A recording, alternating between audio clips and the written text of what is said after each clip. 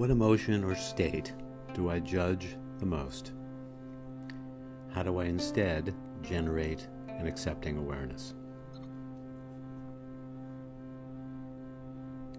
So just start off by appreciating the fact that you're taking this time to look at your most challenging emotion and learning how to develop acceptance and tenderness and awareness. And as you hear these words, see if you can sense any appreciation whatsoever inside yourself, like you're glad you're doing it, glad you finally got around to it, or whether there's just a void. But whatever you see inside yourself, just accept that you are where you are. Wherever that is, you're game to start from that place. Ask yourself the question, what emotion or state do I judge the most inside me?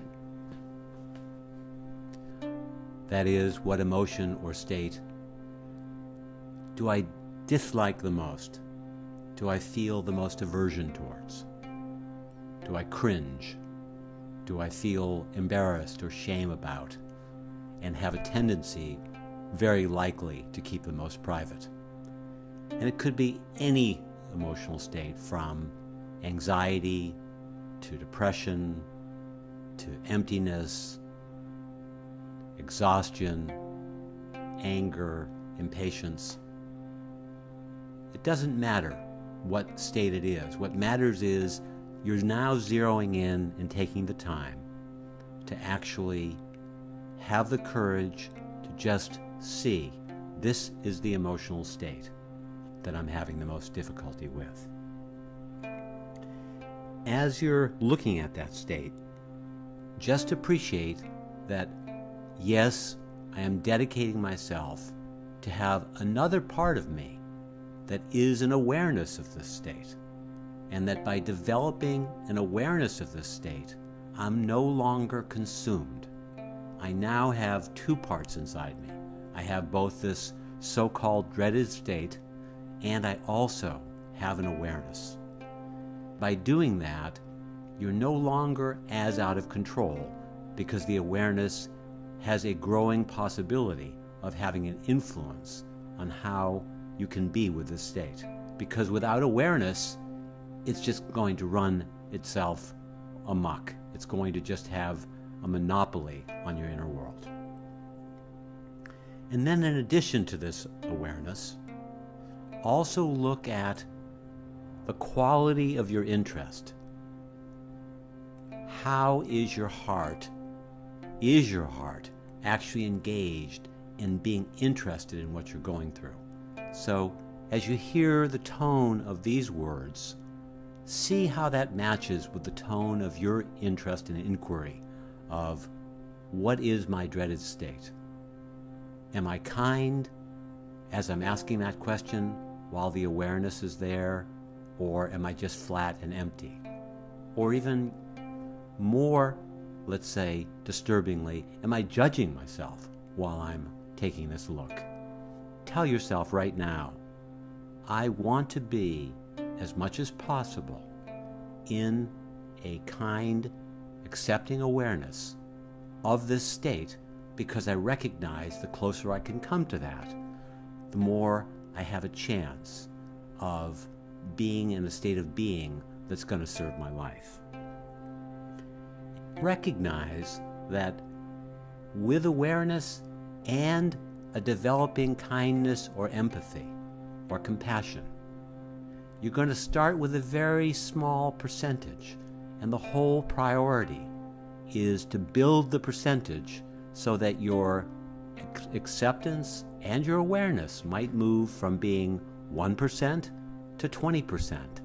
And each time you develop this practice, each time you remember during your day that you want to be in the awareness of your state, you want to be more and more deeply in the acceptance of your state, you're going to gain in its potency And the more that accepting awareness, the more this embracing awareness can coexist with your dreaded state, the more possibility there is for you to find a sense of well-being. So now just zero in. This is the dreaded state.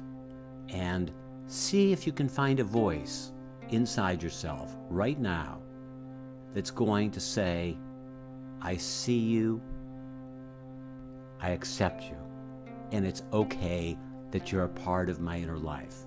In fact, I see you and I recognize that there's no other way you can be right now, because you or I would not be doing this to myself on purpose if I had a way of getting a magic wand and eliminating this state. So appreciate the fact that you would never bring yourself into a state of anxiety or anger if you really had the option of the opposite of peace and calm. Therefore, this desire to move towards, this wisdom to move towards an accepting awareness is something that you want to cultivate in the present and for the rest of your life. Nobody, and I mean nobody, has mastered this practice. And so the more you repeat the awareness and the acceptance of the most dreaded states you have, the more your life is going to be filled with a sense of well-being. And once you are engaged and you really now have located this feeling state and have really allowed yourself to surround it with a certain degree, your degree of acceptance and awareness, ask yourself the question, how can I best support you when you're in this state? Really sincerely ask the question and wait for the answer or answers to appear if they might come. If you're in anxiety, you might suggest to yourself, for example, to just relax as much as possible. Or you might suggest for yourself to take calm breaths. If you're in anger, you might suggest to yourself, take a breath before you react, and in that way you'll be more harmless. If you're frightened, you might ask yourself, is this fear something that is realistic? And if it is, then be as kind to yourself as possible. The second practice, in addition to asking yourself these inquiry questions that you can support yourself with, is a certain kind of prayer where you're asking for the heart quality that's exactly the opposite of what you're feeling to be accessed as much as possible.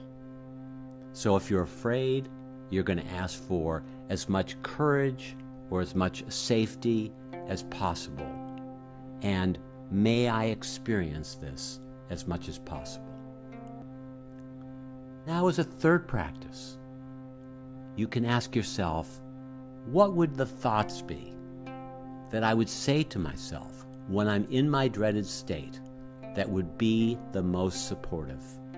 What specifically would they be? For example, when you're in fear, you might say to yourself, you're not doing this on purpose. You deserve to be kind toward yourself. Or you might say, be as courageous as possible. If you're angry, you might say to yourself, be as contemplative as possible. Be as harmless as possible. So now you have three practices. You have inquiry, you have prayer, and you have wisdom guidance. And all three of these practices are ones that it would be helpful for you to write down what you've come up with each time you do this meditation. The specific answers to the inquiry, the prayer, and the wisdom guidance will support you the next time the dreaded feelings come, support you to move towards an empathic, compassionate awareness.